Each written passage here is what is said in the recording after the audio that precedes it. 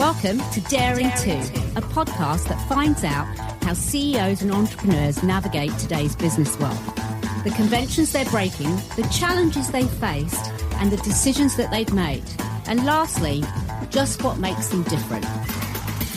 Well, hi listeners, and welcome to Daring To. And today joining me on the podcast, I've got a really interesting guest. Can't wait to get started talking to Bob Tinker. He is a serial entrepreneur, three-time entrepreneur, had one of the fastest growing technology companies in the world, believe it or not, which was ranked number one by Deloitte in their Fast 500 index. It was a company that was focused on mobile security called Mobileyeon. That was the last of one of his ventures, which eventually was IPO'd, which started with like 3 people. Can you imagine? 3 people. And then it became a $150 billion million-dollar company of revenue, right? So, I mean, that's pretty amazing. But that's not just the first venture that he's had. He's been very successful as an entrepreneur. So we're going to have lots of questions. He's written 2 books, both of which I have found riveting. One is called Survival to Thrival, and the other is Change or Be Changed. Now, Bob, welcome to the podcast. Thank you, Rita. Great to be here. So listen, let's dive into it, right? Because I did read the book Change to Be Changed, and I'm like, here's a guy that is like a serial entrepreneur, a successful entrepreneur, but he describes the entrepreneurial journey in like a really interesting way. You talk about it aging the soul, that, you know, it's like can be lonely, that it's, you know, when you first start out, the first thing that you're really focusing on is making sure that you don't die as a business. But yet within that, you also conjure up this amazing view of what it feels like when you grow a company to success, and talk about like just the amount of self-awareness and personal growth that you get as an entrepreneur. And that while the journey might be hard, it sounds absolutely exhilarating.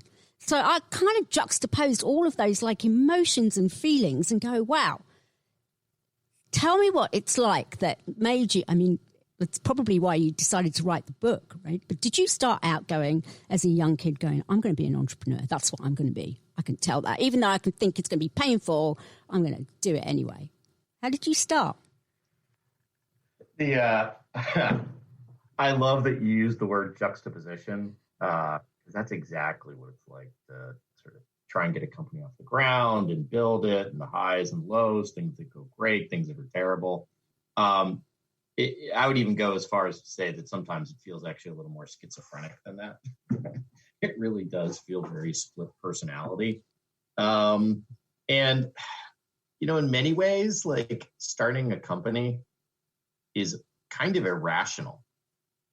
Right. Tell me more. How can it be irrational? All those entrepreneurs that are listening right now going like, Bob's telling me I'm going to be irrational. Well, usually what happens is you've got a good job somewhere, you've been successful, and you're like, I'm going to quit that, go start a company that most likely will fail, and I'm going to work my tail off, and it's going to be awesome and miserable at the same time. Like, it is kind of an irrational thing to go do. You know, but when you have an idea or just believe that something needs to exist and you want to go try and build it, you know, you just got to take the leap and go do it. You know, when AJ and Suresh, my 2 co-founders of Mobileyeon, approached me to join them as CEO in 2007, I was at Cisco. My last company had been bought by Cisco, and I had a great job there, actually. But when I saw the idea that Suresh and AJ were working on, I had this, oh crap, I got to go do that reaction. And, you know, I left vested stock on the table. My Midwestern father executive thought I was crazy leaving. But sometimes you just got to go do it.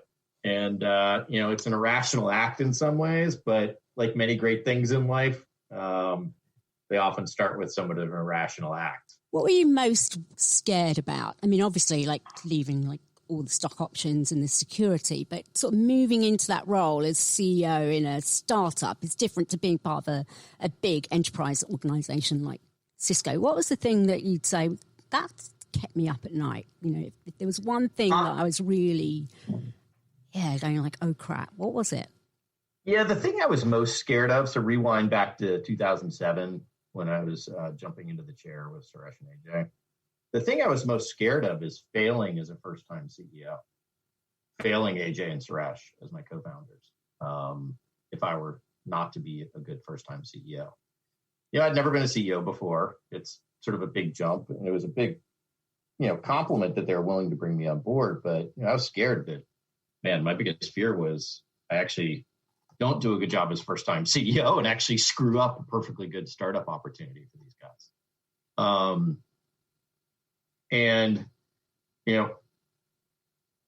I actually spent some time trying to figure out how to answer that question. So I'm actually not sure if I've ever told this story before, but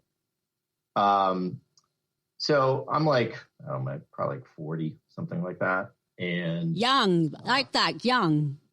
Yeah. It depends on your point of view. Oh, it's definitely young in my books. So I'm 40, been an executive, never been a CEO. And I wanted to figure out, like, if I thought I could do a good job at this and not screw it up. And so one of the questions I asked myself was, would I be able to actually hire people more experienced, smarter, better at their jobs than I was? Ooh. Because if I couldn't, then I actually wouldn't be a very good CEO, and I would actually be a roadblock to the team. So isn't that hard though, Bob? Isn't that hard though, Bob? Don't you think that people find that hard to, as much as they want to? Maybe that's one of the things that leaders find difficult, to be in that position where you're actually trying to hire and have talent that is better than you, potentially. Do you think CEOs generally find that hard? Oh, yeah. I mean, and look, it's actually one of the key criteria of the job, right? Because in the beginning, it's just sort of you and a small team, but eventually the job shifts to be more like, if you sort of do the analogy, like superhero analogy, the first CEO job is kind of like Captain America in the Platoon of the Woods, or Wonder Woman in the Platoon of the Woods. It's like you and a small team, like banging into trees, getting punched and getting dirty. But then the CEO job turns into more like Captain America and the Avengers, where it's like you and a band of superheroes. And you have to be able to hire grade A superheroes who all have better superpowers than you. You need a marketing superhero, product superhero, engineering superhero, a finance superhero, and they better be better at their jobs than you are. Otherwise, you're not hiring the right person. So I think one of the most important criteria for, an early and mid-stage CEO is, can they hire people better than them?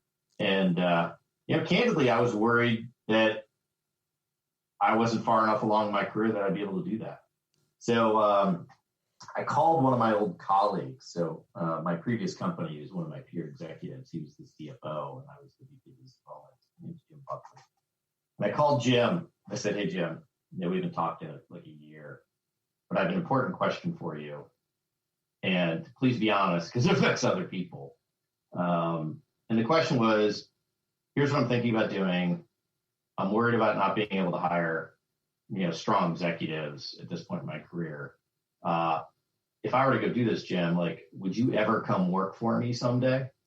And Jim's a super seasoned, super senior CFO. Mm-hmm. And Jim's like, "Yep, I would." I was like, "Seriously, Jim, please tell me." Because other people, careers are on the line here. And he's like, "No, yeah, I would."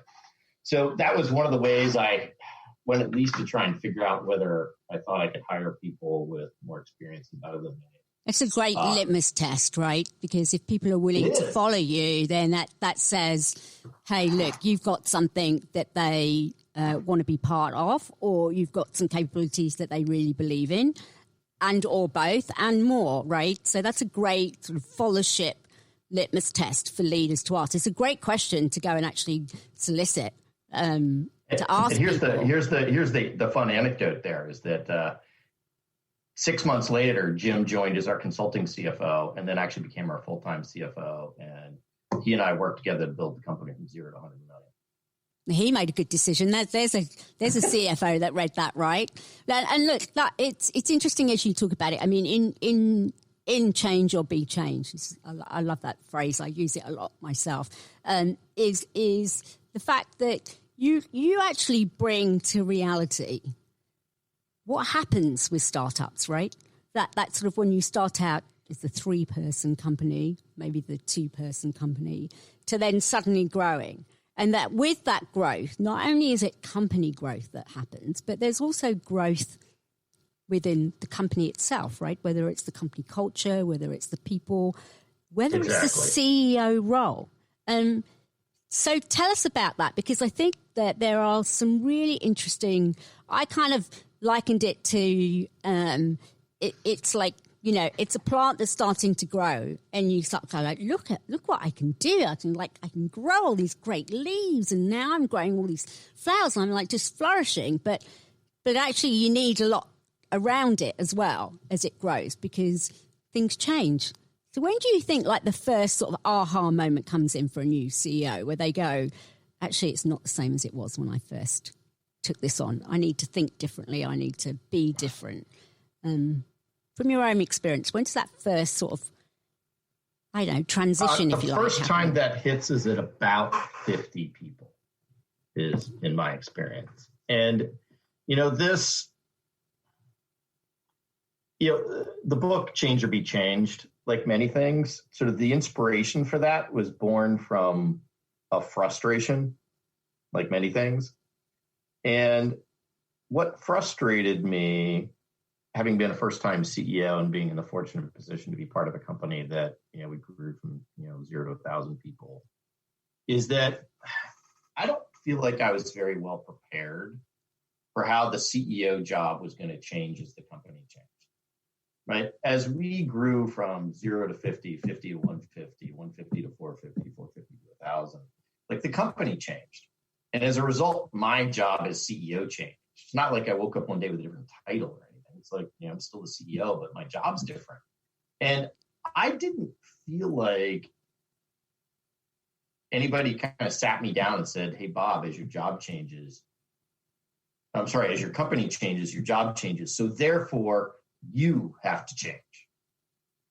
And why would you, right? You were successful. What you were doing was bringing success. Why would you need to change? That's the irony of it, is that what I discovered the hard way is that, the very things that actually helped make me successful in sort of the first CEO stage become the very things that sort of hold me back, get in my way, and screw things up at the next.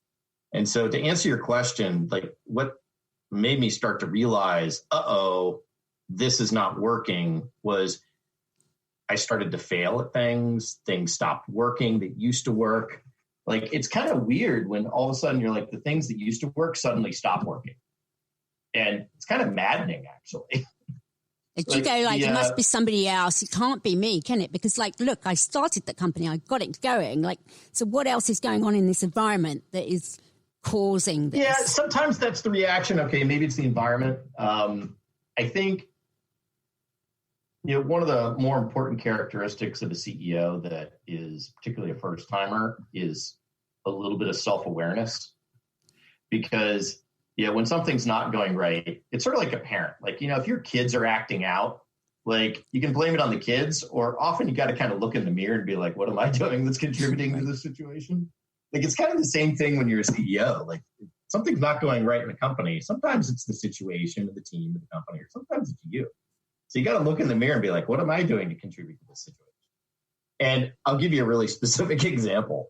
So when Mobile Iron got to about 50 people,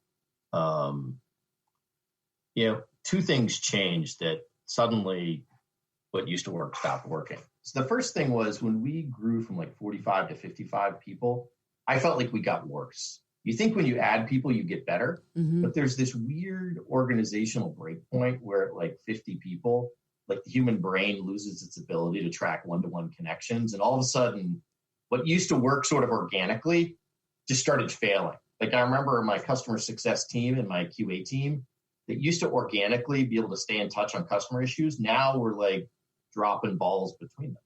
I'm like, what happened? We actually hired more people. We should be getting better. The irony was, as we got bigger, like the way we used to behave broke.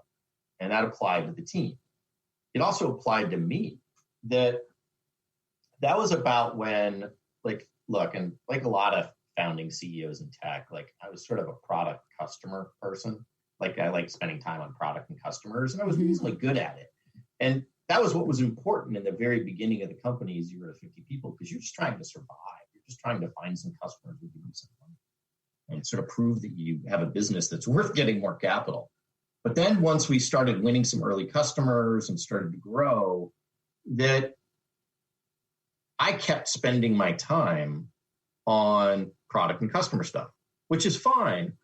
But my team, and I give them huge credit for this, basically sat me down and was like, hey, Bob, we are not getting from you what we need. Like, we need you to be the CEO of the whole company, not just product stuff and customer stuff. So, Bob, and that was kind of a wake-up call for me, right? That, like, the things that I was gravitating towards because that's what the company needed and I was good at, like, I had to change my behavior to be the CEO of the whole company. Like, what are we doing on go-to-market? What are we doing on team? What are we doing on finance? Like, I needed to be thinking across all the different swim lanes of the business, not just spending time in sort of my comfort zone that I'd gotten good at over the last year and a half as we were sort of getting the company off the ground. So let me just ask about that. You know, that's quite brave of your organization to actually confront you with that. You know, there are often sort of situations that you wouldn't find that even in a small startup, even if they'd known you for a long time. What do you think it was that... What enabled that? Yeah, you know, what was your, like, secret sauce that enabled people to sort of, like, stare you in the face and go, hey, you know, take a look in the mirror. You might not like what you see, but you need to hear this. What do you think it was? So there were two things. One was culture. That in the very beginning of getting Mobile Iron off the ground, we sat down a team. There's just actually the 3 core founders. The second meeting we had as a team was, what type of culture do we want to have as a company? And one of the things that was important to us was a concept we called intellectual honesty, which is, hey, celebrate the good, but it's okay to talk about the bad. And we had sort of built that into the culture where it's okay to sort of, you know, put a stinker on the table and say, this isn't working or something's broken or this is not going well. And it's okay to do that. So I think culturally the team was wired and, you know, we had made it safe to sort of talk about the bad stuff. The second thing that enabled that conversation and that feedback from the team to me was that I regularly asked my team for feedback on me. Like, I'd be like, hey, do you have any feedback for me? What can I be doing better than I'm not doing? And at first they're like, yeah, whatever. We're not going to really tell you like what we really think. They said, but we love you, Bob. eventually, if you sort of keep asking the question and they give you tough feedback, the key is how you react as a CEO and leader. Like, if you get defensive or try and debate